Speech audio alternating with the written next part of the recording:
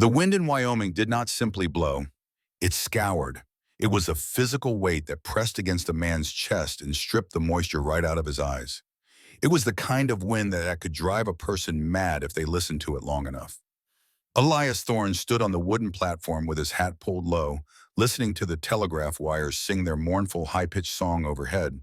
The sky above him was a bruised purple, heavy with the threat of early winter, stretching over a landscape that looked as though God had hammered it out of iron and forgotten to polish it.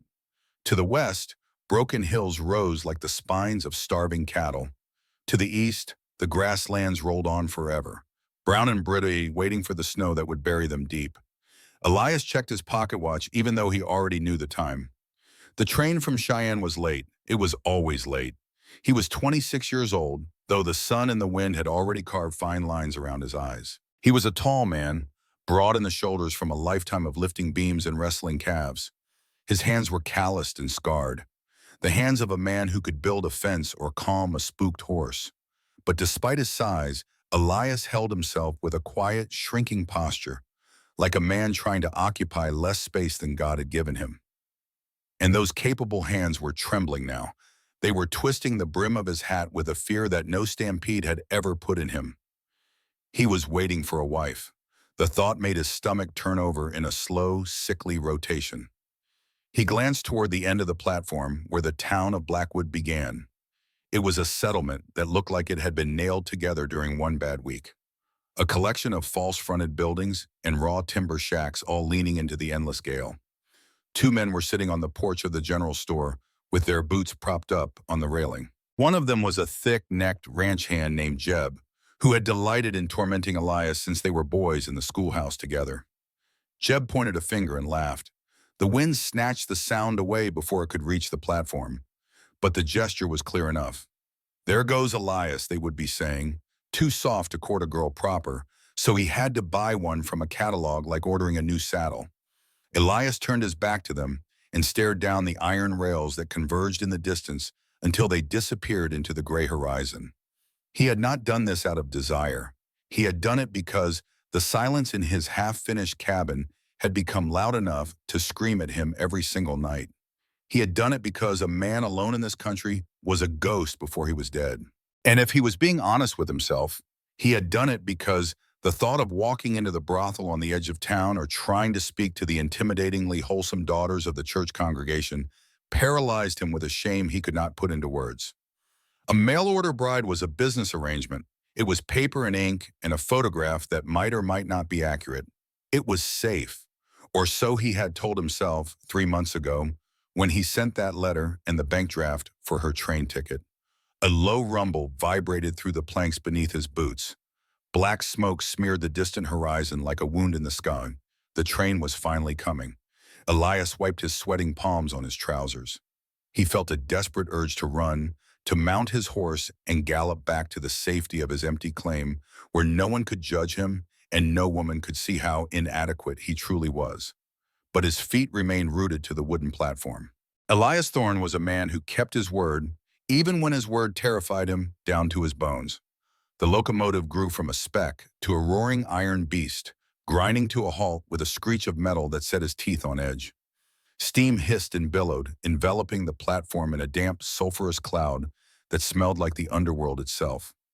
Passengers began to disembark, a salesman clutching a sample case, a family of homesteaders looking bewildered and dusty from their long journey, a few miners heading up to the hills to chase their fortunes, and then her. She stepped down from the second car with a slow, deliberate movement, clutching a small, battered trunk in one hand and a worn leather Bible in the other. Elias Thorne's breath caught in his throat. His future had just arrived. Clara Vance was not the blushing, rounded girl that the matrimonial advertisement might have implied. She was lean and sharp-angled, with pale skin that looked like it had not seen proper sunlight in years. Her dress was dark gray wool that had clearly seen better days, patched neatly at the hem with thread that did not quite match. Her bonnet obscured her face until she lifted her chin to scan the platform with quick, darting glances. Her hair, tucked severely beneath that bonnet, was the color of dried wheat in late autumn. But it was her eyes that stopped Elias cold. They were blue, but not the warm blue of a summer sky. They were cold and flat, like chips of winter ice, and they moved over the crowd not with curiosity or hope, but with the rapid calculating assessment of a hunted animal looking for the next trap. She spotted him almost immediately. She saw the way he stood apart from the other people on the platform, holding his hat in front of him like a shield. She walked toward him with a smooth, contained movement, her worn boots making barely any sound on the wooden planks. Elias swallowed hard against the lump in his throat. He forced himself to step forward on legs that felt like they were made of lead. "Miss Vance," he managed to ask. His voice cracked on her name, and he hated himself for it. He sounded like a nervous boy, not a grown man meeting his bride. She stopped exactly 3 feet away from him. Not close enough to touch. She did not smile. She did not offer her hand in greeting. She simply set her trunk down on the platform and folded her hands over her Bible with the practiced stillness of someone who had learned that stillness was safer than movement. "Mr. Thorne," it was not a question. Her voice was low and flat, completely devoid of the musical warmth that Elias had always associated with women. It was a voice that expected nothing good from the world and would not be surprised when the world delivered exactly that. "Yes, ma'am. Elias. Elias Thorne." He was babbling now and could not seem to stop himself. "Welcome to Wyoming territory. I trust your journey was not too difficult." Clara, her name fell from her lips like a stone dropping into still water. "And the journey is over. That is what matters." "Yes, ma'am." "Of course, the wagon is just over there." He gestured vaguely toward the hitching post. "Let me take your trunk." He reached for the battered case, but Clara flinched so violently that he jerked his hand back as if he had touched a hot stove. For one brief moment, her cold fingers brushed against his wrist as she moved to intercept him. Her skin was dry and cool, like touching paper. Then she pulled her hand back sharply, clutching it against her chest as though he had burned her. "I can manage my own belongings," she said. Her tone was sharp enough to cut, but then she seemed to catch herself. She smoothed her voice into something hollow and polite. "It is not heavy." Elias stepped backward to give her more space. His face was burning with embarrassment and confusion. "I would not hear of it, ma'am. It is the gentlemanly thing to help." Clara looked at him then, really looked at him. Her ice blue eyes searched his face with an intensity that made him want to squirm. She was looking for something specific. The anger that usually followed when a woman refused a man, the flash of temper, the tightening of the jaw that preceded a blow. When she found only blushing, terrified confusion in his expression, something shifted in her face, a flicker of emotion that might have been bewilderment. She stepped back and nodded once. "Very well." Elias hoisted the trunk onto his shoulder with more care than the task required. It was light, heartbreakingly light. Everything this woman owned in the entire world fit inside a box that a child could carry without straining. "This way," he murmured. They had to walk the length of the platform to reach the hitching post where his wagon waited. It was a walk that felt to Elias like a march to the gallows.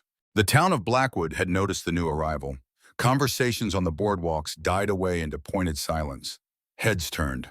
The quiet was thick enough to choke on, broken only by the wind rattling the loose boards of the station house. Mrs. Gable, a pillar of the Methodist Church and the town's self-appointed moral arbiter, was coming out of the mercantile with a package tucked under her arm. She stopped dead in her tracks when she saw Elias and Clara Warr walking together. Her eyes narrowed as they swept over Clara's gray dress and travel-stained hem. She sniffed once, loud and distinct and full of judgment, then turned her back and pulled her shawl tight around her shoulders as if she needed protection from some kind of contagion. Clara did not flinch at the obvious snub. She kept her chin high and her eyes fixed on the horizon ahead, refusing to acknowledge the insult. But Elias saw her knuckles turn white where she gripped her Bible. She had been on the ground in Blackwood for less than 5 minutes, and she already knew exactly what this town thought of her. She was the mail-order woman, a creature considered 1 step above a common prostitute and 3 steps below a decent wife, and Elias Thorne had no idea how to protect her from any of it. As they passed the saloon, the bat-wing doors swung open with a creak of rusted hinges. Jeb and his drinking companion had apparently moved from the general store porch to get themselves some liquid courage. Now they stood on the saloon steps, blocking the boardwalk with their bulk, grinning with the special cruelty of men who had found someone weaker to torment. "Well now," Jeb called out. His voice was slurred just enough to be dangerous, loud enough to carry across the street. Looks like the package arrived intact after all. His companion snickered and elbowed him in the ribs. Jeb was not finished. He cupped his hands around his mouth and shouted even louder. Hey, Eli, did you check her teeth yet? I hear they send the old broken down ones out west when they cannot work the city houses anymore. Like selling off a lame horse. Laughter rippled from the shadows of the saloon porch. Other men had gathered to watch the show. Elias froze in the middle of the street. Heat flooded up his neck and burned all the way to the tips of his ears. His heart was pounding so hard he could hear it in his skull. He knew what he should do. A real man would drop this trunk right here in the dust. A real man would march over there and plant his fist square in the middle of Jeb's smirking face. A real man would defend his wife's honor with his blood if necessary. But Elias Thorne had never been that kind of man. He was the boy who patched birds with broken wings instead of shooting them for sport. He was the young man who apologized when someone else stepped on his boots. He was the rancher who talked to his horses like they were old friends instead of breaking them with whip and spur like the other cowboys did. The casual violence that came so naturally to men like Jeb had always baffled and terrified Elias. Not because he could not match it physically.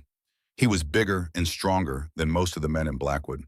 But because he simply did not speak that brutal language. He did not understand how hurting someone could solve anything. So he stood there in the dusty street with his mouth opening and closing like a landed fish, completely paralyzed by the shame of his own inaction while his bride watched. It was Clara who moved. She stopped walking and turned her head slowly, almost lazily, to look at Jeb on the saloon porch. She did not speak a single word. She did not scowl or cry or show any emotion at all. She simply looked at him.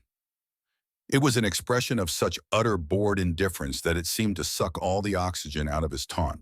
Those flat, ice-blue eyes regarded him the way a person might regard a beetle crawling across their boot.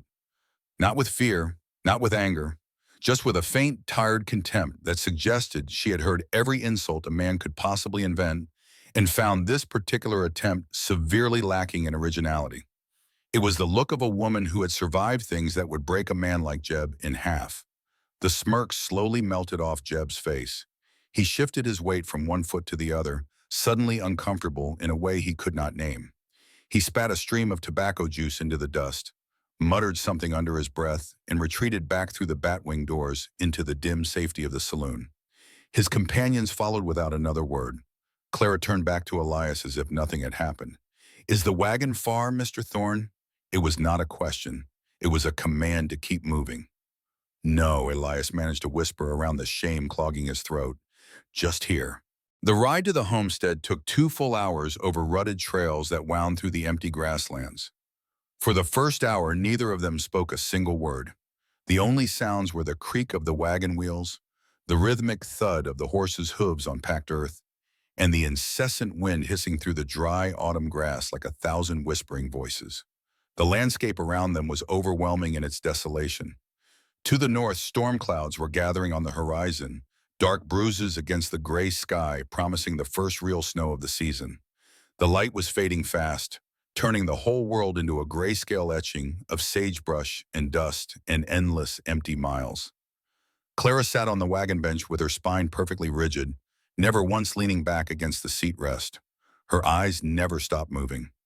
She watched the horizon like a sailor watching for storms. She scanned every gully and ridge, every cluster of rocks, every distant shape that might have been cattle or might have been men on horseback. She surveyed the land like someone who expected an ambush at any moment. "It gets cold out here at night," Elias finally said, just to break the suffocating silence.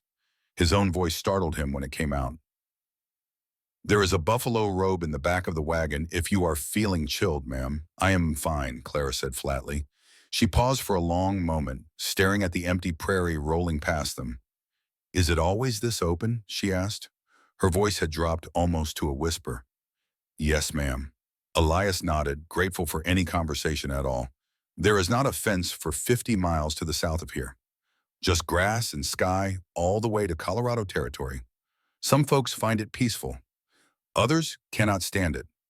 "It is a good place to hide," Clara said, almost to herself. Elias glanced at her sideways. "Hide, ma'am?" She seemed to catch herself. Her fingers tightened on the Bible in her lap. To be alone, she corrected quickly. That is what I meant to say. It seems like a quiet place to live. It is that, Elias agreed carefully. Lonely, some folks say. The silence can drive a person to talking to their horses just to hear another voice. Loneliness is quiet, Clara replied. Her voice had gone flat again. Distant. Quiet is not the worst thing. Noise is worse. Noise and people and nowhere to run. Elias did not know what to say to that, so he said nothing at all. They turned off the main trail onto a rutted track that wound toward a small rise near a creek bed lined with cottonwood trees. The water was still running, though ice had begun to form along the edges. That creek was the most valuable thing Elias owned. Year-round water in Wyoming was worth more than gold. The cabin sat on the rise, stark against the twilight sky. It was a humble structure, half sod and half timber, built by Elias's own hands over the course of 2 back-breaking summers. The roof was covered in tar paper that needed replacing before the heavy snows came. The porch was barely framed out, just raw lumber waiting for the rails and boards that would finish it. A small barn stood to one side, leaning slightly toward the east, shaped by years of prevailing wind. A chicken coop, a half-finished corral, a vegetable garden that had already been harvested and put to bed for winter. It was not much. Elias knew that. He felt the apology rising in his throat before he could stop it. I know it does not look like much, ma'am. He heard the shame in his own voice and hated it. I have been meaning to finish the siding on the south wall, still need to put up the porch rails, and the floor inside is just packed earth in the kitchen, though I did manage to lay proper planks in the... He stumbled over the word and felt his face flush. In the bedroom. That word hung in the air between them, heavy and charged with suggestion. Both of them knew what it implied. Both of them dreaded what the night might bring. Clara stared at the small house for a long moment. It looked fragile and raw against the darkening sky, barely a shelter against the vastness of the land. But smoke was curling from the chimney. Elias had banked the fire before leaving that morning, and it had kept the coals alive all day. It has a door, Clara said quietly. Elias nodded quickly, eager to offer something positive. And a lock, a good sturdy crossbar. I made it myself from solid oak. It would take a battering ram to break through. Good. That single word carried more weight than any thank you ever could. He helped her down from the wagon, noting how she braced herself before his hands touched her waist, and how quickly she stepped away once her boots hit the dirt. Like she could not bear to be touched for longer than absolutely necessary. Inside, the cabin was clean. Surprisingly clean for a bachelor dwelling. Elias was a tidy man by nature, uncomfortable with clutter and disorder. The main room served as both kitchen and living area. A cast-iron stove dominated one corner, radiating the gentle heat of banked coals. A table with 2 chairs sat in the center of the packed earth floor. A single window looked out over the valley below. To the right was a door that led to the only other room in the house. Elias struck a match and lit the kerosene lamp on the table. Golden light pushed back the shadows and revealed just how spare his life truly was. One small shelf held a handful of books, their spines cracked from reading and rereading. A tin of coffee sat next to a bag of flour. A calendar from the feed store hung on the wall, the days not crossed off because there was no one to mark them for. I have stew on, Elias said, moving to the stove and lifting the lid on an iron pot. Just needs heating. I made it yesterday, so it should be even better now. The flavors settle overnight. I can do that, Clara said quickly. She stepped forward with her hands already reaching for the ladle. That is part of the arrangement. You did not bring me here to sit idle. You have had a long journey, ma'am. Please sit. Rest yourself. There was something almost desperate in his voice, a need to serve her that went beyond mere hospitality. Clara hesitated. Then she lowered herself onto the very edge of one of the wooden chairs, perched there like a bird ready to take flight at the slightest provocation. She watched him move around the small kitchen with those unreadable ice-blue eyes. He was clumsy with the ladle, his big hands shaking slightly as he filled 2 bowls with the thick rabbit stew. He set one bowl before her with a reverence that was almost painful to witness, like he was presenting an offering to something holy. They ate in silence while the wind rattled the door on its hinges. Every time a coyote howled in the distance, that lonesome yipping cry that haunted the plains at night, Clara's spoon paused halfway to her mouth. Her whole body would go tense, listening, waiting for something. When the meal was finished and the bowls were cleared and washed and dried and put away, the silence stretched thin as wire between them. There was nothing left to do. The fire was banked. The door was barred. The clock on the mantel ticked loud in the quiet, and the question that neither of them wanted to face hung in the air like a loaded gun waiting to go off. Elias stood up from the table. He took off his hat and ran a hand through his sweat-dampened hair, searching for words that would not come. "I expect you will be wanting to rest," he finally managed. "It has been a long journey." Clara rose too. Her face had gone pale as candle wax in the lamplight, smooth as a mask that hid whatever she was truly feeling. Something flickered deep in her eyes, fear perhaps, or resignation, or both. "Yes, the bedroom is through there." Elias pointed at the door with a hand that was visibly trembling. "I brought your trunk in already." Clara walked to the door and pushed it open. She stood on the threshold looking at the bed that waited inside. It was a sturdy frame that Elias had built himself, covered in a patchwork quilt that had belonged to his mother. Two pillows rested side by side at the head. Two pillows for two people. It was the only bed in the house. Clara's chest began to rise and fall more rapidly. She looked at the door behind her, then at Elias standing by the table, then at the bed, then back at the door. She was calculating distances, the weight of him versus her own slight frame, the likelihood of survival if things went badly. "Mr. Thorne," she said. Her voice was steady on the surface, but there was something brittle underneath, like ice that looked solid but would shatter at the slightest pressure. "Elias, we should speak plainly about the arrangements. Before anything else happens tonight." Elias stayed where he was by the table, his hands hanging useless at his sides. "Arrangements?" "The marriage," Clara said. "I am your wife now. I signed all the papers at the registry office in Cheyenne before the last leg of the journey, just as the proxy arrangement required. I understand what duties come with that position." "Duties," Elias echoed. The word sounded strange and clinical in his mouth. Clara began to unbutton the cuffs of her gray dress. Her fingers moved with mechanical efficiency, like someone preparing for an unpleasant but necessary medical procedure. There was no seduction in the gesture, no warmth, just grim resignation.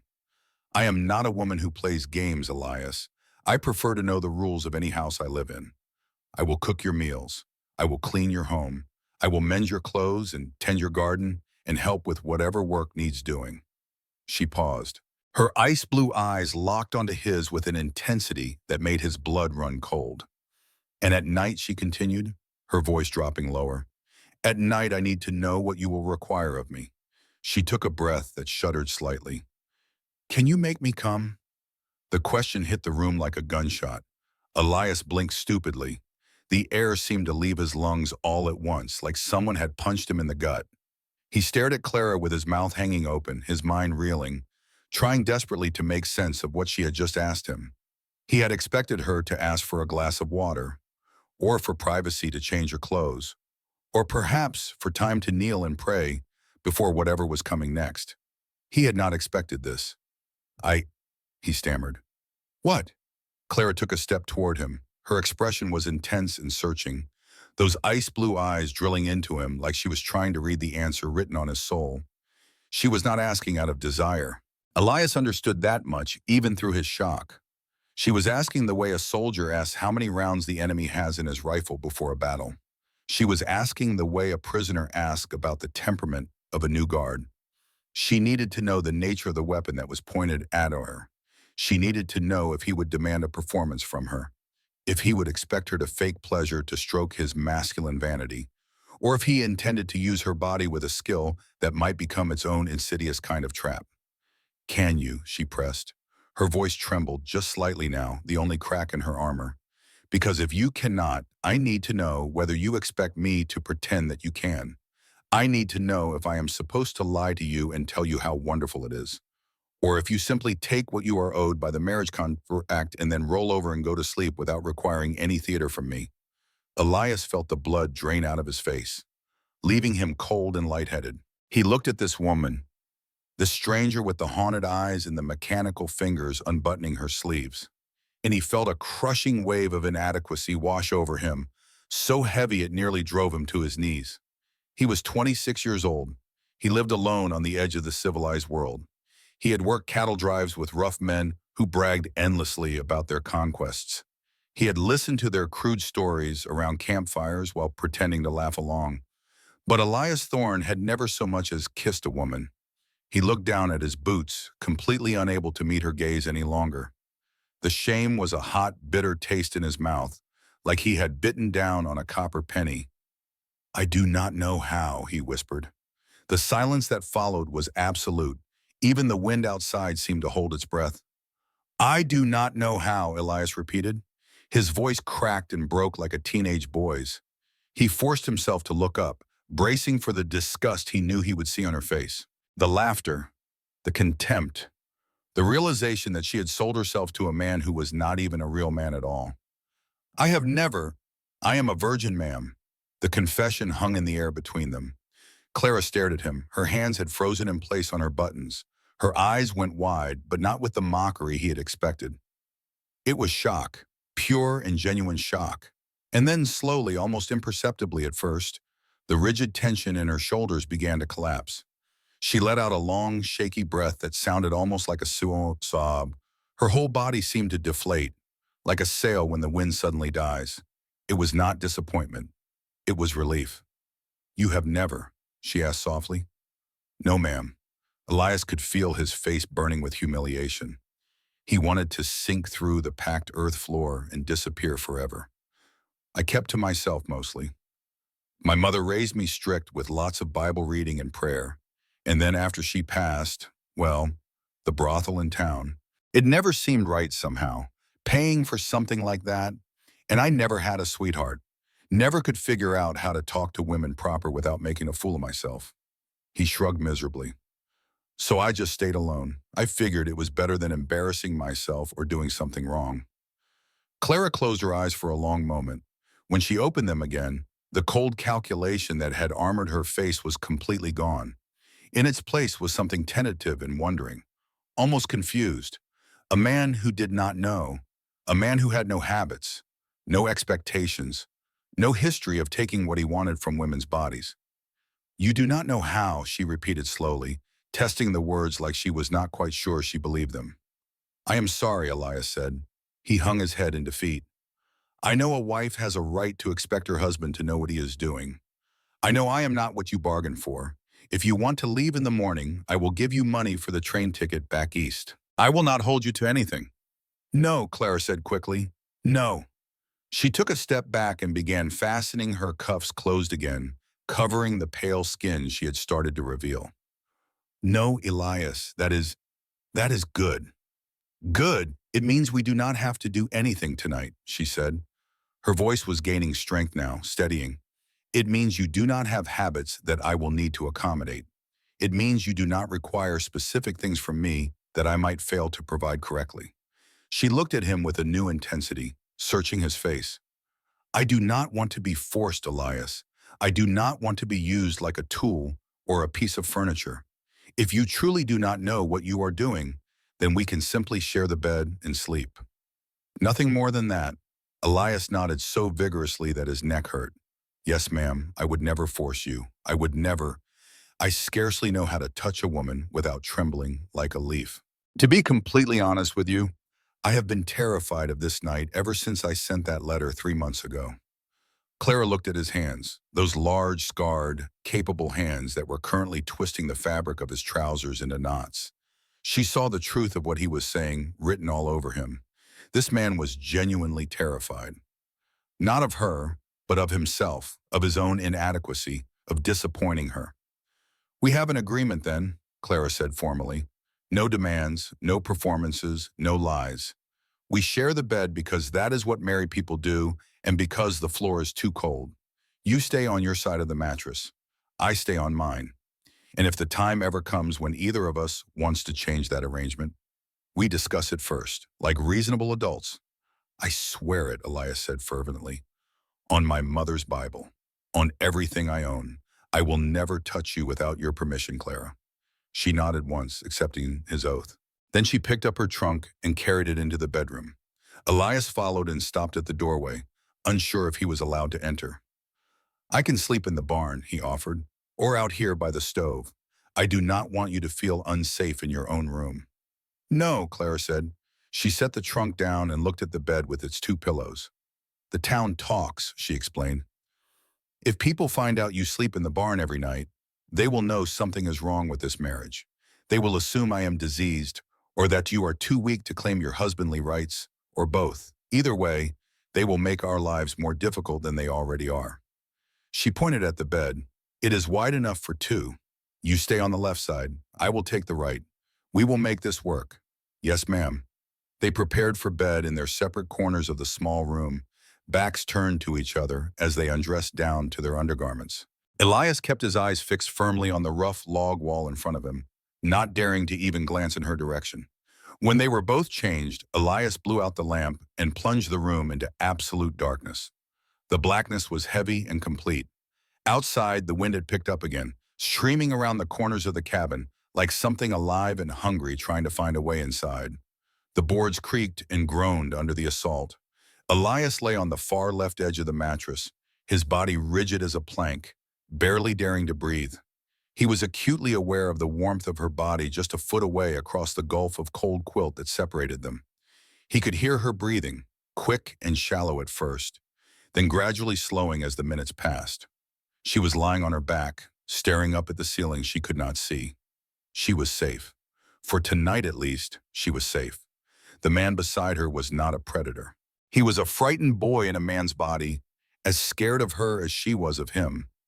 Maybe more so, but even as relief washed through her exhausted body, Clara's mind drifted back to something she had tried very hard to push away.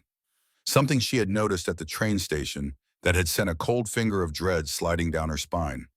When she had stepped off the train and onto the platform, she had been scanning the crowd for the man who was supposed to become her husband. But her eyes had caught something else entirely. Standing in the shadow of the water tower, separate from all the other people, had been a man in a long duster coat and a hat pulled low over his face.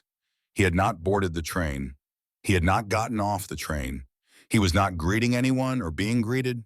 He was just standing there in the shadows, perfectly still, rolling a cigarette between his fingers. And he had been watching the passengers disembark with calm, predatory patience. When Clara stepped onto the platform, the man had stopped rolling his cigarette. His head had turned to follow her. He did not smile. He did not wave. He did not do anything at all except watch her walk away with Elias Thorne. And then, just before she climbed up onto the wagon, Clara had glanced back over her shoulder. The man was walking toward the telegraph office. Clara squeezed her eyes shut now in the darkness of the bedroom. It was just paranoia. It had to be. It was the ghost of the life she had fled, haunting her even now when she was supposed to be free. Her former owner, the man whose name she refused to speak even in the privacy of her own mind, was 1,000 miles away in St. Louis. He ran a business. He had dozens of girls. He could not possibly care enough about one escaped investment to send someone all the way out to the Wyoming territory. He could not have found her this quickly. He could not know where she had gone. But the fear coiled in her belly anyway, cold and sharp as a blade made of ice. Outside, a coyote howled. The sound was long and wavering, rising and falling, eerily similar to a woman's scream. The wind found a gap somewhere and whistled through it, a high, thin note that seemed to go on forever. In the darkness of their wedding night, two strangers lay in the same bed. They were separated by 12 inches of cold patchwork quilt and a lifetime of damage that neither of them knew how to repair. Both of them were afraid. Both of them were hoping that the morning would bring some kind of mercy, some small kindness from a world that had shown them very little of either. But the West was not a place known for granting mercy to those who needed it most. "Good night, Elias," Clara whispered into the dark. "Good night, Clara," he whispered back.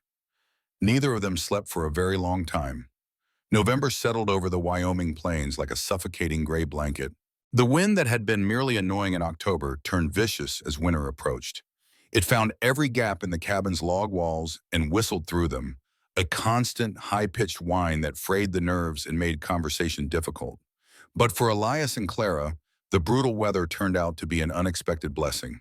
The land demanded so much labor just to survive that there was very little time or energy left over for awkwardness.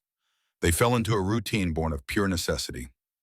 Mornings arrived before the sun, cold and dark and hostile. Elias would drag himself out of the buffalo robe he had insisted on spreading on the floor beside the bed, leaving the mattress entirely to Clara, despite her repeated protests that there was room enough for both of them. He would stoke the fire in the cast-iron stove until it roared back to life. He would break the skin of ice that formed overnight on the water bucket. Then he would bundle himself in every piece of warm clothing he owned and trudge out to the barn to tend the animals. Clara would rise in the bitter chill, dressing quickly in the cold air, and take over command of the kitchen. She was a competent cook, better than Elias by far, and she attacked the domestic work with the same grim determination she brought to everything else. The pump mechanism on the well was stiff with rust and cold. It required two people to operate efficiently, one to work the handle while the other held the heavy oak bucket steady. They learned to do this together without needing to speak, developing a rhythm that became almost like a dance. The fence line along the South Ridge had been battered over the summer by stray cattle wandering in from neighboring ranges. The wire was sagging in places, the posts leaning at drunken angles. It needed repair before the winter storms made the work impossible. On the third day after her arrival, Elias tried to stop Clara from helping with the fence work. "No, Clara," he said, his hands fluttering uselessly as she bent to lift a heavy roll of barbed wire. "That is too heavy for you. Please let me carry it. You should go back inside where it is warm." Clara did not put down the wire. She straightened up with the heavy coil in her arms and looked at him. Her face was flushed red from the cold, her breath pluming white in the frigid air. "I am not a china doll, Elias," she said firmly, "and I am not a guest in this house who sits by the fire while other people do the work. If I do not contribute, I do not deserve to eat. That is the way the world has always worked for me." She turned and marched past him toward the fence line, her worn boots crunching on the frost-hardened ground. Elias watched her go with a confusing mixture of shame and admiration churning in his gut. He had been raised to believe that women were delicate creatures who needed protection from the harsh realities of frontier life. The women of Blackwood certainly behaved that way, always finding reasons why they could not possibly help with physical labor. But Clara attacked the fence work with grim, tireless efficiency. She held the new posts steady in their holes while Elias hammered them into the frozen ground. She twisted the barbed wire with her gloved hands, not flinching even when a sharp barb caught her sleeve and tore it. She worked until the light failed and then worked some more by lantern light until Elias finally insisted they stop for supper. She was not like any woman he had ever known. And slowly as the days passed and the work continued, something began to shift between them. The intimacy grew not from grand romantic gestures, but from the small, unavoidable frictions of two people living together in a tiny space. It happened when the handle on the stove broke. Elias was lifting the heavy iron lid to add more wood when the rusted handle snapped clean off in his grip. His hand came down hard on the scorching metal surface before he could stop it. He hissed in pain and jerked backward, his first instinct to hide the injury and deal with it himself the way he had always dealt with everything. But Clara was already there.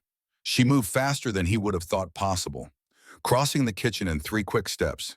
She took his burned hand in both of hers without asking permission, her cool fingers wrapping around his wrist. "Come here," she commanded.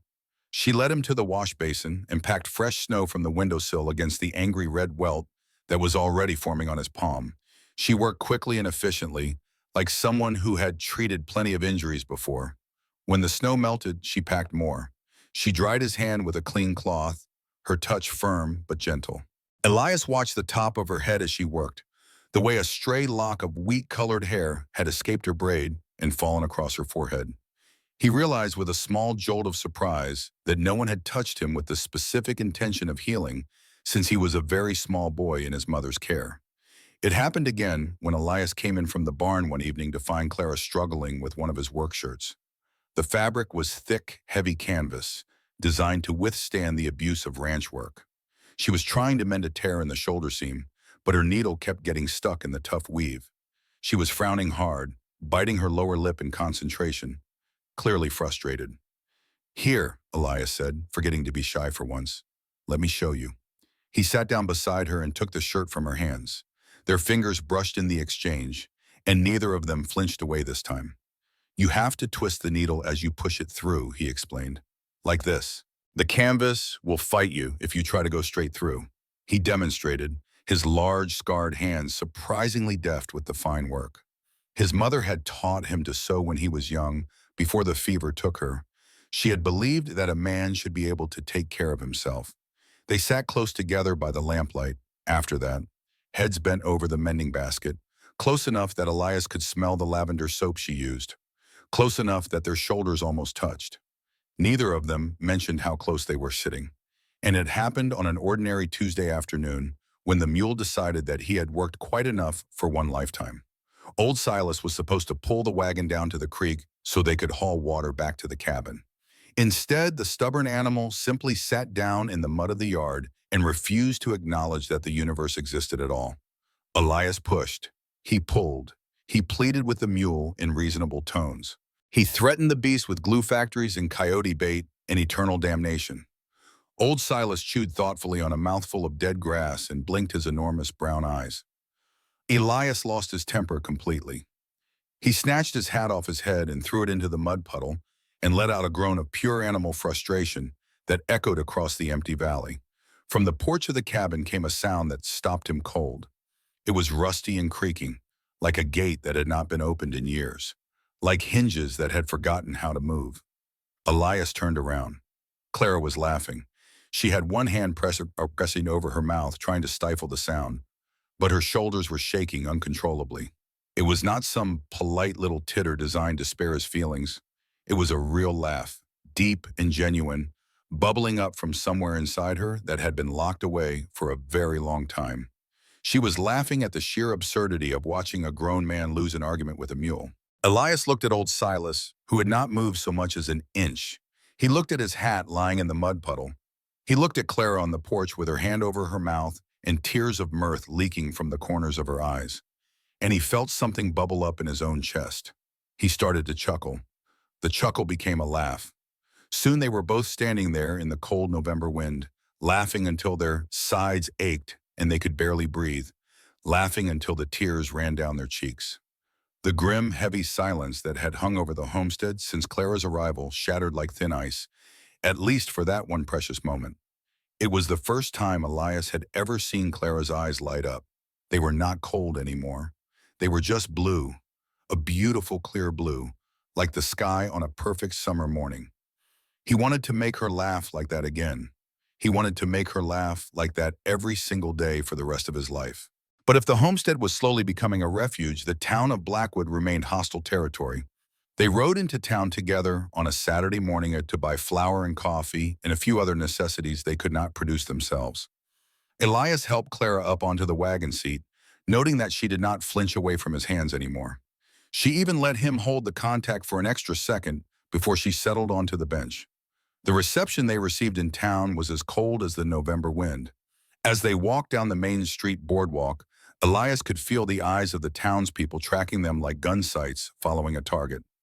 Conversations died away into pointed silence as they passed. Heads turned to stare with expressions ranging from curiosity to outright contempt. Elias offered his arm the way his mother had taught him a gentleman should. Clara took it, her gloved fingers gripping the rough wool of his coat sleeve tightly. They passed the white-painted church where Reverend Caldwell was standing on the front steps, shaking hands with the respectable members of his congregation after the morning service. The Reverend was a tall, gaunt man with a face like a hatchet, known for preaching sermons full of hellfire and offering very little grace to go along with it. When he spotted Elias and Clara walking together, his welcoming smile disappeared like snow on a hot stove. "Mr. Thorne," the Reverend said. His voice was pitched loud enough to carry across the street, ensuring that everyone nearby would hear. "We missed you at service this morning. We miss you every Sunday morning, truth be told." "Reverend," Elias nodded, trying to keep walking without being outright rude. But Caldwell was not finished. "Though perhaps it is for the best that you stay away," the Reverend continued. His voice dripped with false piety and real malice. "A man must have a clean house before he invites the Lord to enter it. There is much repenting to be done in this fallen world, especially for those who buy their salvation, or their company, from a catalog." The women standing near the Reverend turned their backs in perfect unison.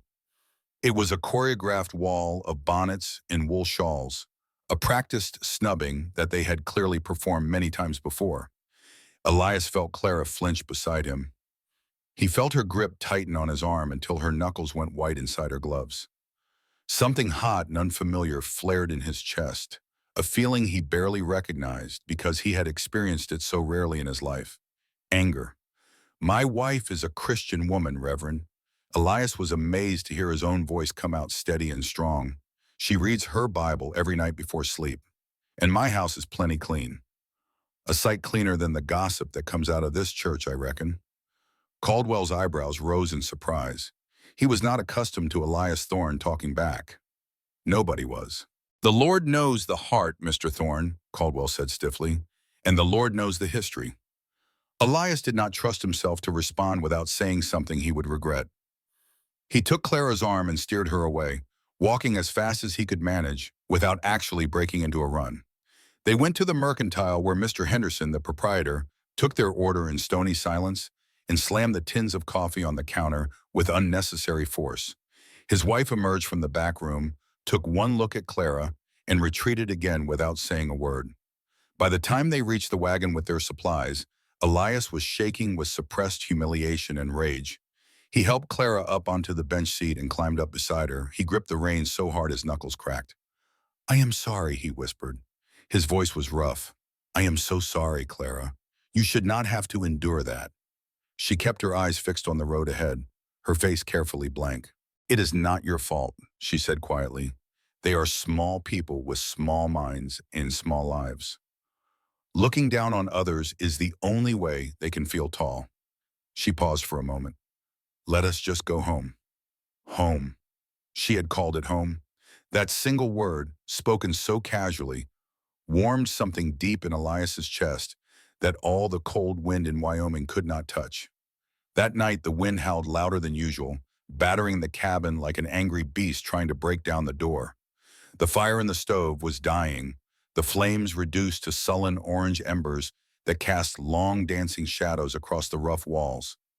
Clara sat in the rocking chair near the window, staring into the fading coals. Elias was across the room by the door, carefully oiling his work boots to keep the leather from cracking in the cold. "Elias." He looked up at the sound of his name. Clara had not moved, was still staring at the fire, but something in her voice had changed. "Yes, ma'am. Why are you like this?" He blinked, confused. "Like what?" Clara turned to look at him then. Her ice blue eyes swept over him, taking his measure in a way she had not done since those first moments on the train platform.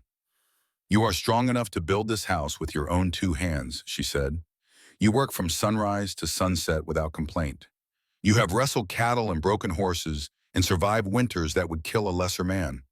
But you act as though you have no right to take up space in the world. You apologize for existing. You let those men mock you on the street and never raise a hand." She paused. "You told me you are a virgin, 26 years old, and you have never once been with a woman. It is not religion. I have known plenty of religious men. They are usually the cruelest of all when the bedroom door closes. So what is it? What made you this way?" Elias set down the boot he had been working on. He wiped his hands slowly on an oily rag, taking his time before answering, trying to find words for things he had never spoken aloud to another living soul. "It is not religion," he admitted finally. "Not mostly, anyway." He stared at the fire for a long moment, watching the last flames lick at the blackened logs.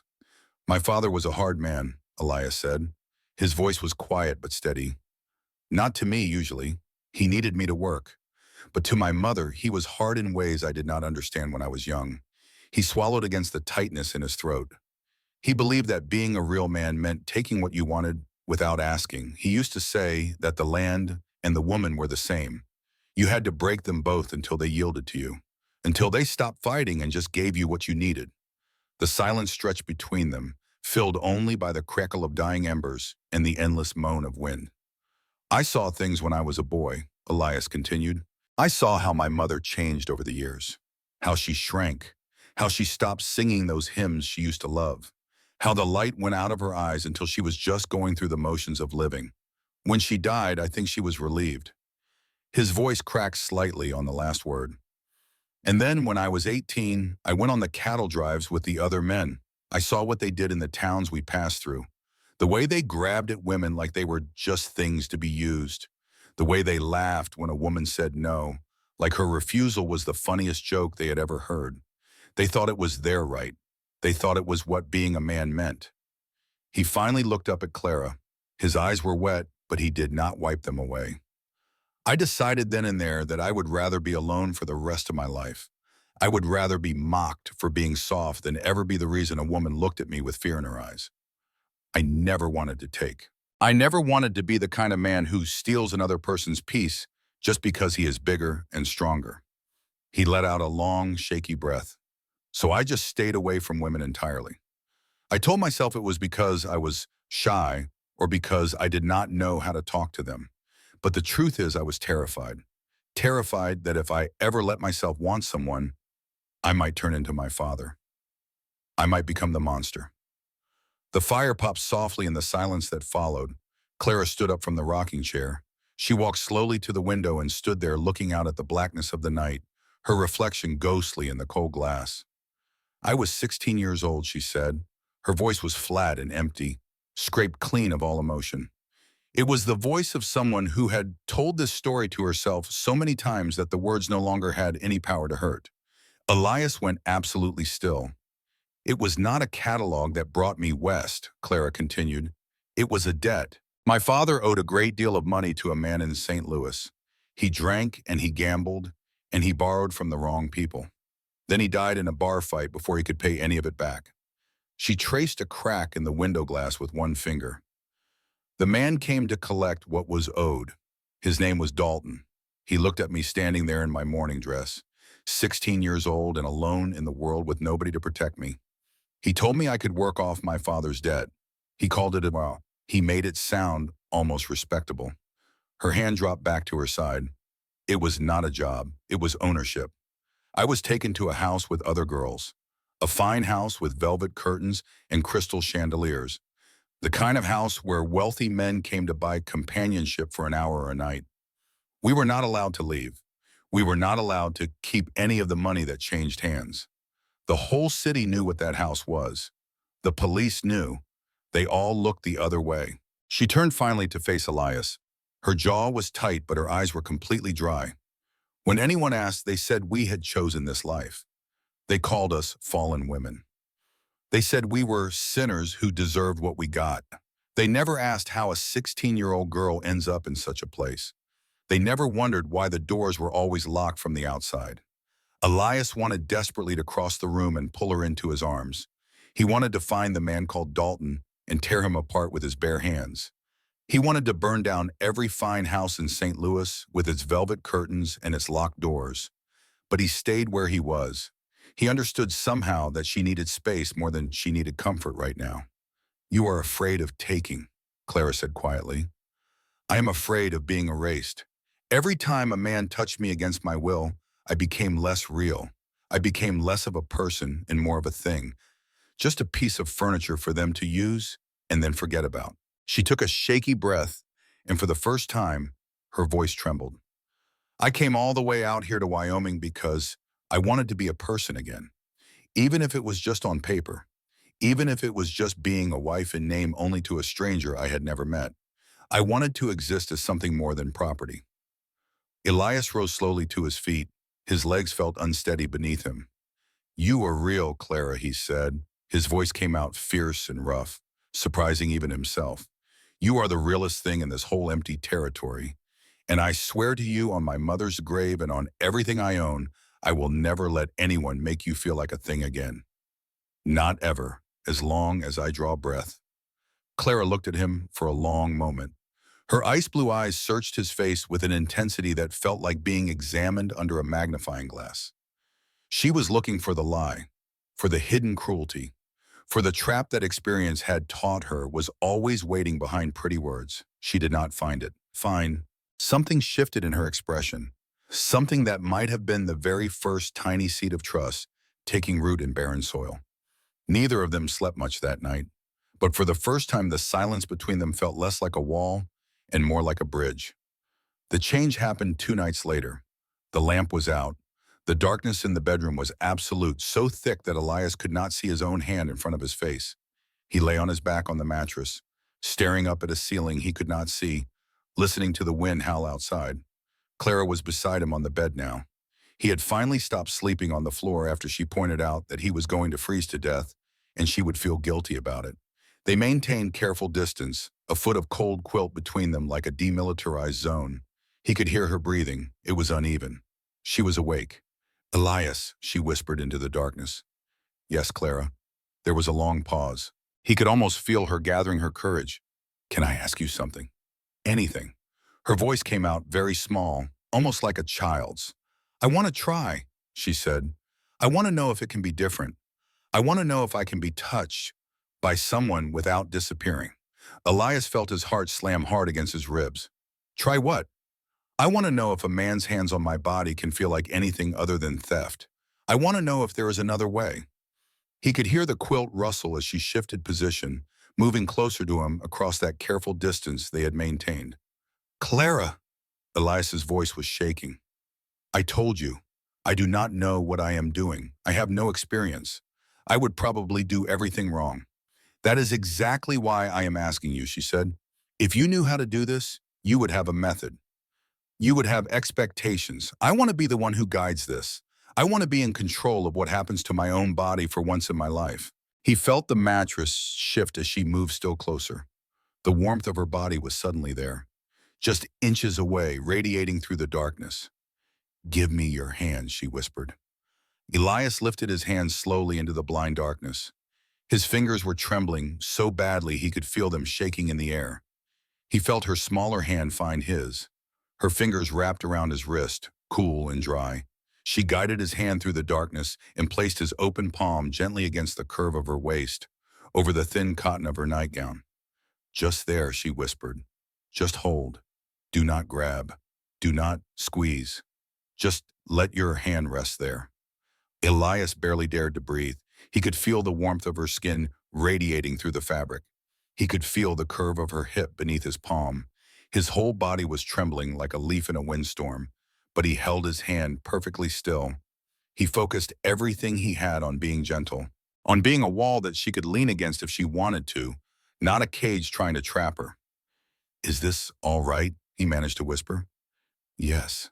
Her voice was soft in the darkness. "Now move your hand. Slowly, just a few inches. And if I say stop, you stop immediately. Like a statue, I swear it." He moved his hand a few inches up her side. He felt her breathing quicken. He felt the rapid flutter of her heartbeat beneath her ribs, fast as a frightened bird. He was terrified, but beneath the terror was something else. A profound, aching tenderness unlike anything he had ever experienced.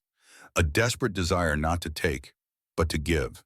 To be whatever she needed him to be. "Touch my face," Clara whispered. Elias moved his hand slowly in the darkness until his rough fingertips found the soft curve of her cheek. Her skin was wet. She was crying. "Did I hurt you?" He pulled his hand back instantly, horrified. "No." Her voice cracked and she caught his wrist before he could retreat. "No, do not stop, please. It does not hurt. That is why I am crying. For the first time, it does not hurt at all." She turned her face into his palm and pressed her cheek against his rough, calloused skin. Then she did something that broke something open inside him. She kissed his hand. She pressed her lips against the center of his palm. One gentle kiss, then another against his fingers, then his knuckles. It was a desperate seeking gesture, a drowning woman reaching for something solid to hold on to. Elias felt tears burning in his own eyes. All the shame he had carried for so long about his inexperience, all the secret belief that he was less of a man because he had never been with a woman, cracked apart and fell away like old dead skin. He was not a failure. He was not broken. He was not less than other men. He was a harbor. He used his other hand to stroke her hair. The motion was clumsy but reverent, his thick fingers gentle in the silk of her wheat-colored waves. "Clara," he whispered. "Clara." They did not go any further that night. The act of touching and stopping, of asking and waiting and asking again, was enough. It was the intimacy they needed. It was the proof that something different was possible. Clara wept for a long time. Years of grief and rage and loss came pouring out of her in great heaving sobs that shook her entire body. Elias held her through all of it. He wrapped his arms around her rigid frame and held on until gradually, slowly, she began to soften against him. He pulled her close against his chest and held her like she was made of something holy. Outside, the wind battered the house. Inside, for the first time since Clara had arrived in Wyoming, the cold could not reach them. The thaw came in March, turning the frozen world into a treacherous sea of mud and half-melted snow. The creek swelled with runoff until it roared brown and loud between its banks. Green shoots began pushing up through the dead grass, tiny promises of the spring to come. But with the thaw came the realization that they had used up almost everything they had just surviving the winter. The flour barrel was scraped empty. The coffee tin held nothing but a few brown crumbs. The root cellar that had seemed so well stocked in October was nearly bare. They hitched up the wagon, the wheels sinking deep into the soft mud, and made the slow, difficult journey into Blackwood to resupply. The town had changed over the winter months. There were new fences up on the outskirts, marking boundaries that had not existed in the fall. A fresh painted sign hung over the bank on Main Street that had not been there before. Consincade Cattle Company.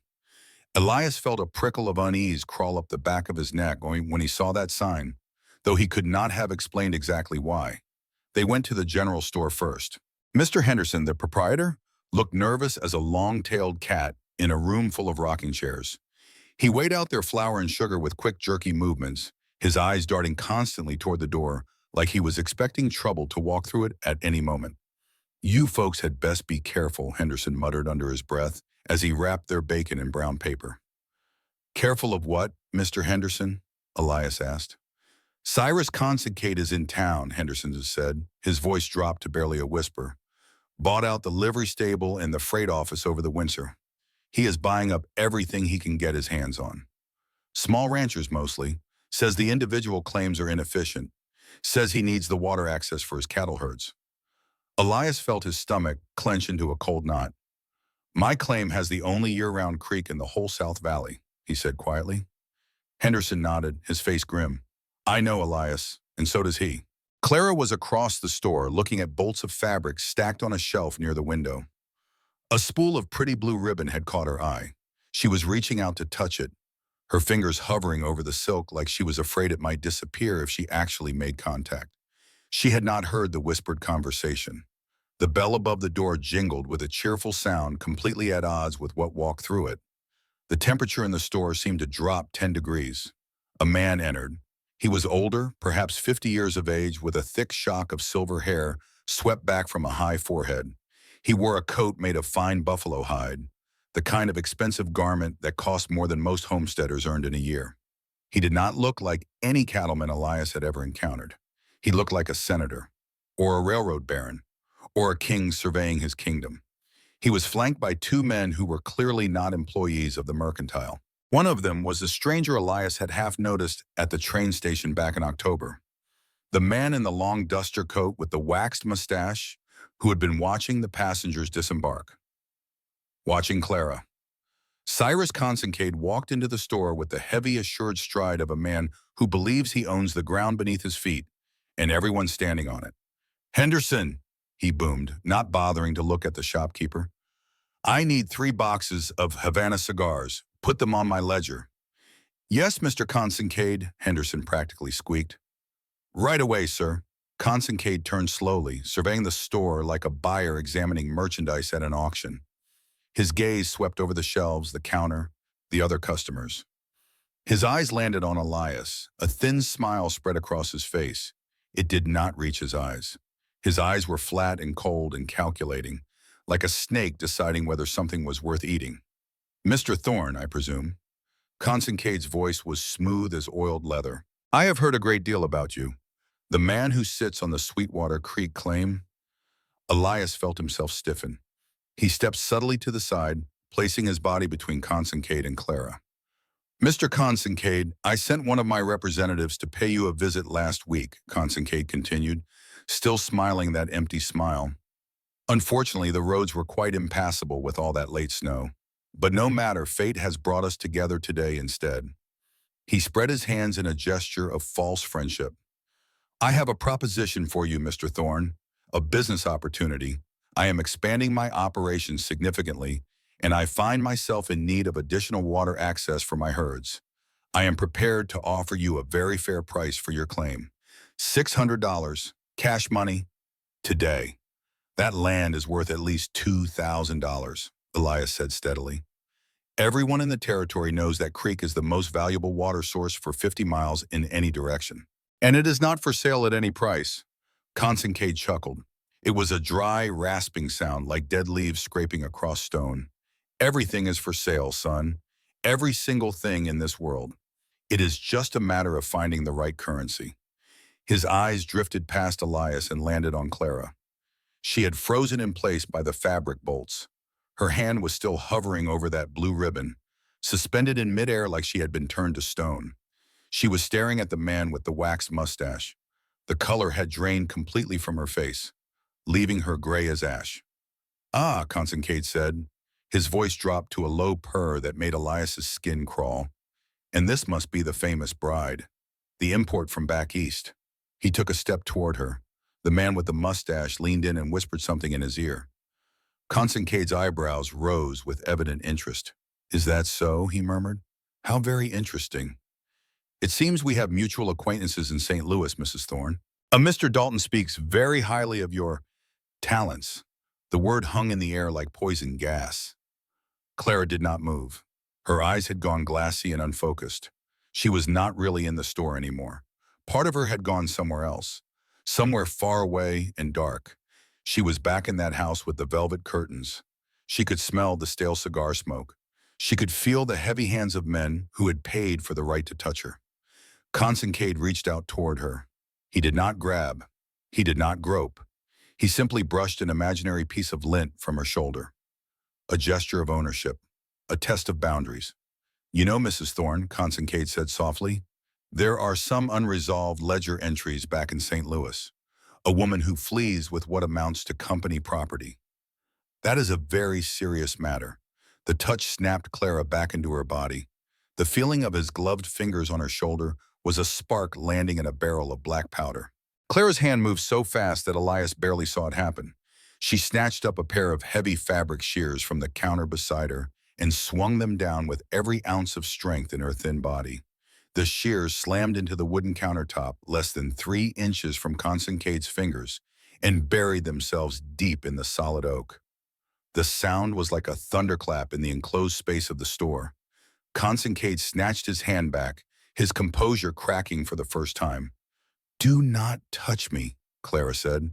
Her voice was unrecognizable, low and guttural and vibrating with something feral and extremely dangerous. I am not property. I am not a ledger entry. And if you ever put your hands on me again, I will not miss. The man with the waxed mustache reached for the gun, holstered at his hip. Elias moved faster than he had ever moved in his life. He grabbed the man's wrist and twisted it hard, using all the strength he had built up from years of wrestling steers. He felt bone grind against bone. The man cried out in pain and dropped to one knee. We are leaving, Elias said. His voice was calm and steady, but his eyes were burning with a fire he had never felt before, a fire that scared him almost as much as it thrilled him.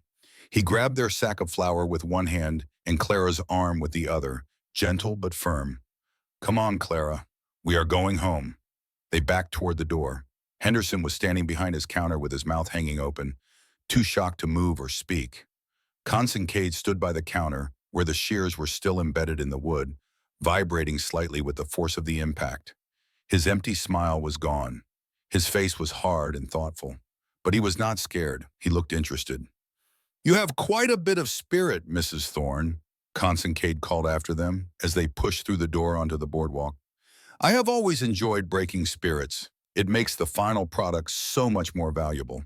The door swung shut behind them, cutting off whatever else he might have said. They did not go directly to the wagon. Elias pulled Clara into the narrow alley between the bank and the assay office. It was out of sight of the main street, sheltered from prying eyes. Clara was shaking violently, her whole body trembling like she was standing in a blizzard instead of the weak spring sunshine. The adrenaline was crashing through her system, leaving her pale and sick-looking. Elias took her by the shoulders, gentle but firm. "Clara, look at me." She looked up. Her eyes were wide and wild, the pupils dilated huge and black with fear. "He knows," she gasped. Her teeth were chattering so hard she could barely form the words. "He knows Dalton. They are connected somehow. They are going to take me back. They are going to—" "No," Elias said. His voice was firm and fierce. "No one is taking you anywhere. Do you understand me? No one." "But the law," Clara started. "The law here is Consincade," Elias said bitterly. "Sheriff Grady drinks at Consincade's saloon. Judge Holloway plays cards at Consincade's table. Everyone in this town owes that man something." He took a breath, forcing himself to think clearly through the red haze of anger. "But that does not mean we are helpless. There is still federal law. There is still the territorial court in Cheyenne. There are still people who cannot be bought. We have to run," Clara whispered desperately. "We have to leave tonight. Go to Oregon or California, somewhere far away where they cannot find us." Elias shook his head. "No, that is exactly what he wants. He wants us to panic and run so he can take the water rights without any legal fight. If we run, we look guilty. If we run, they will hunt us down as fugitives for the rest of our lives." "Then what do we do?" Clara's voice cracked with fear. "We fight," Elias said. "But we fight smart, not with guns, not yet."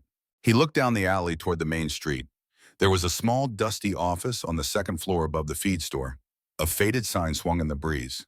Thaddeus Holt, attorney at law, notary public. Holt was a newcomer to Blackwood. The town gossip said he was a drunk who had come west for his health. He spent most of his time reading thick books on his porch and drinking whiskey from a bottle he kept in his desk drawer. But more importantly, he was not on Cyrus Consincade's payroll. Not yet, anyway. "Come on."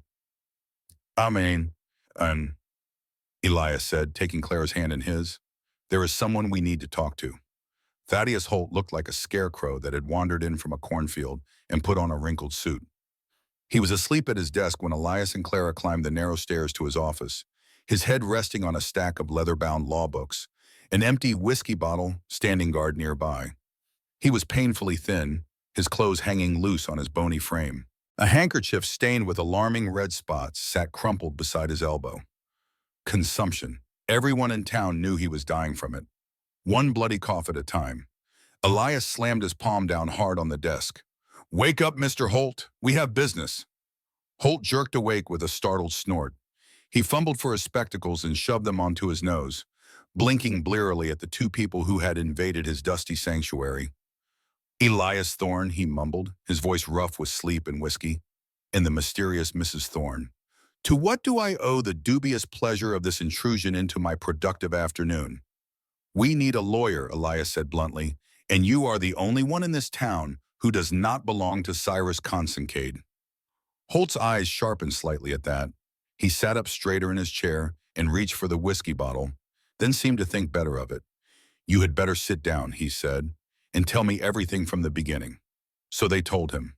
Clara spoke first, her voice halting and uncertain at the start, then growing stronger as the words poured out. She told him about the debt her father had left behind.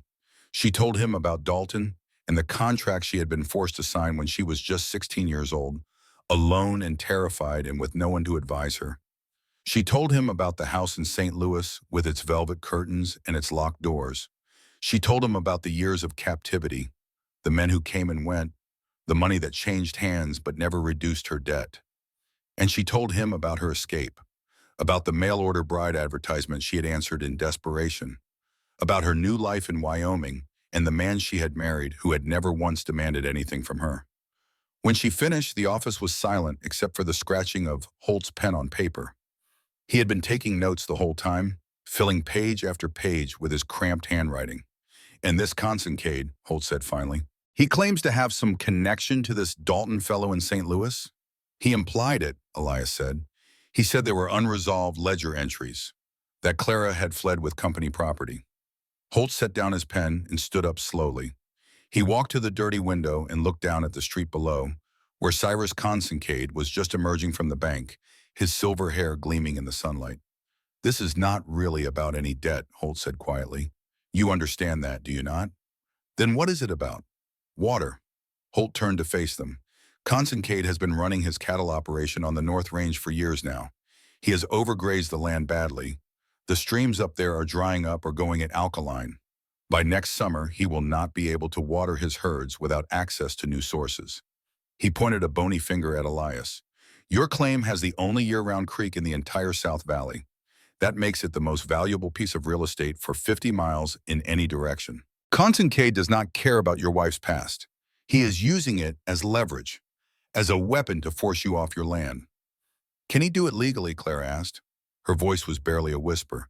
Can he actually take me back to St. Louis? Holt sighed and ran a hand through his thinning hair. That is where it gets complicated. Indentured service contracts have been largely illegal since the war ended. But debt repayment arrangements exist in a murky gray area of the law. If Consincade can find a friendly judge, and believe me, he has plenty of those around here, they might interpret that old contract as a valid labor agreement that was broken when you fled. Clara's face went pale. But, Holt continued, holding up one finger, if we can prove that the original contract was signed under duress, if we can establish that it was obtained from a minor without proper legal counsel, if we can demonstrate that the nature of the work violated the moral statutes of this territory, then the whole thing becomes void from the start.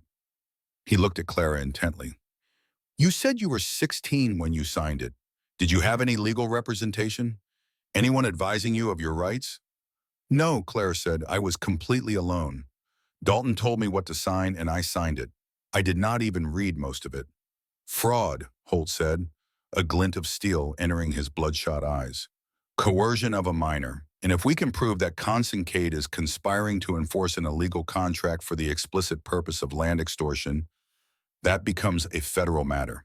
Federal judges in Cheyenne, not the bought and paid for county judges around here. We need evidence, Elias said. We need the original contract, Holt corrected. The one they are holding over your heads. And we need to file a preemptive claim on your water rights that ties everything up in federal court proceedings. He walked back to his desk and pulled out a fresh sheet of paper. This will cost money, he warned. I do not work for free, even for good causes. I have $40, Elias said. Holt waved a dismissive hand. Keep your money. You will need it. What I want is a side of beef when you slaughter this fall. Good quality beef. He smiled then. It was a crooked, dangerous expression that completely transformed his gaunt face. And what I really want, Holt added, is to see the look on Cyrus Consincade's face when I personally serve him with a federal injunction. I truly despise bullies, Mr. Thorne. Always have. But the legal fight would take time. Time that Consincade had no intention of giving them. The attack started small. The first week after the confrontation in the store, Elias found his south fence cut in 3 places. Cattle had wandered through and trampled a section of the spring garden Clara had just planted. The second week, someone shot out 2 windows of the barn in the middle of the night. The horses went wild with terror, and Elias spent hours calming them down. Then Sheriff Grady came to call. He rode up to the homestead with an official-looking document and 2 deputies who looked more like hired thugs than peace officers. I have an attachment order here, Grady announced, not meeting Elias's eyes. Signed by Judge Holloway this morning. There is a dispute regarding the title to this land and the assets residing upon it.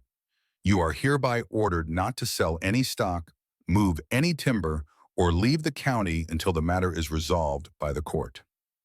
That order is illegal, Elias said flatly. Thaddeus Holt is filing an injunction with the federal court in Cheyenne. Grady laughed bitterly. Holt is a dying drunk, Elias. You think anyone is going to listen to him? You think the federal judges care about one homesteader's water rights? He leaned forward in his saddle, his voice dropping to something that might have been genuine concern if it came from a better man. Listen to me, son. I have known you since you were a boy. You are a good man, a hard worker. But Cyrus Consincade eats men like you for breakfast without even noticing the taste. You cannot win this fight. He nodded toward the cabin where Clara stood watching from the doorway. She is just a woman, Grady continued. A mail-order bride with a spotted past. Is she really worth losing your land over? Is she worth dying for? He reached into his saddlebag and pulled out a leather pouch. Consincade asked me to deliver a message. He says if you hand the woman over willingly, all debts are forgiven. He will even give you $500 for your trouble. Cash money. You can start fresh. Find yourself a nice, respectable girl from the church. Elias felt Clara's eyes on him from the porch. He could feel her waiting to see what he would do, waiting to see if he was like all the other men, waiting to find out if she was just property after all. He stepped forward until he was close enough to grab Grady's bridle. "Get off my land." "Down," Elias said quietly. His voice was cold and hard in a way it had never been before. Grady's hand drifted toward his holster. "You threatening an officer of the law, boy? I am telling a trespasser to leave. And if you come back here without a federal marshal backing you up, I will treat you like any other hired gun trespassing on my property." Grady stared at him for a long moment. He saw something in Elias's eyes that had never been there before. The softness was gone. The apologetic shuffle was gone. In their place was something cold and dangerous. "Have it your way," Grady muttered finally. "But do not say I did not warn you." He turned his horse and rode away, his deputies following close behind. That night, someone set fire to the hay shed. Elias smelled the smoke first. Then he saw the orange glow through the bedroom window. By the time he reached the yard, the entire structure was engulfed in flames that roared toward the dark sky. The dry hay inside went up like black powder, sending sparks flying in every direction. The horses in the nearby barn were screaming with terror, kicking at their stalls hard enough to splinter wood. "Get the horses out!" Clara screamed from the porch. Elias ran into the barn. The heat was intense, the smoke so thick he could barely see. He threw open each stall door and slapped the panicked animals on their hindquarters, driving them out into the safety of the yard. He saved all 3 horses. He managed to drag out the tack and some tools. But the hay was gone. All of it. Elias stood in the muddy yard with his face blackened by soot, watching the shed collapse into a pile of glowing embers. The smell of smoke hung thick in the air. Without that hay, the horses would starve before the spring grass grew tall enough to sustain them. Without the horses, they could not work the land. It was a death sentence, delivered with a match. Clara appeared beside him. Her face was blank as she stared at the dying fire. "They did this," she said. It was not a question. Elias nodded grimly. He could see the tracks in the mud leading away from the back of the shed. 2 riders. They had come in from the north ridge, lit the fire, and vanished into the darkness. Clara waited until Elias went back to check on the horses. Then she did something that broke his heart when he found out about it later. She wrote a letter. "My dearest Elias," she began, "the fire tonight was because of me. The broken fences were because of me. Next time it will be the house itself, and you will be Bombay inside it. I cannot let you die for a mistake I made 6 years ago. I am going to town. I will find Consincade and tell him I ran away on my own. I will tell him you knew nothing about my past. I will tell him I tricked you into the marriage. He will take me back and he will leave you alone. Do not come after me. Please. If you love me, let me save you this one time. I love you. You made me feel real again." Clara, she left the letter on the kitchen table, weighted down with the salt shaker. She put on her coat and her boots, and she walked out into the freezing night, heading toward town on foot through the mud and the darkness. She made it 3 miles before the cold brought her down. Elias found her by following her footprints through the mud. She had collapsed in a low spot where cold water had pooled. She was crawling when he reached her, dragging herself forward inch by inch with the last of her strength. Her lips were blue. Ice crystals clung to her eyelashes.